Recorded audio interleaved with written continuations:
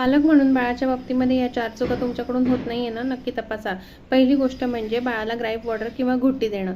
बाळाला gripe water, घुट्टी असं कुठलंही 6 महिन्याच्या आतमध्ये बाळाला रेकमेंडेड नाही आहे. बाळाला फक्त आणि फक्त आईचं दूध किंवा आईचं दूध देत नसेल तर फॉर्म्युला मिक्स चालतं. दुसरी चूक म्हणजे बाळाला जर 98, 99, थोडासा जरी ताप आला असेल, 100च्या वरती ताप असला तरच आपण पॅरासिटामॉल किंवा तापाचं कुठलंही औषध हे डॉक्टर आपल्याला घ्यायला सांगतात. परंतु बाळाला थोडासा तरी ताप आला, बाळाला किरकिर करत असलं तरी त्याला कुठलंही औषध देणं, ही दुसरी चूक एक मोठी चूक ठरू शकते. त्यानंतर तिसरी चूक म्हणजे बाळाला काहीही त्रास झाला की लगेच त्याचं कारण हे गुगलवरती शोधणं.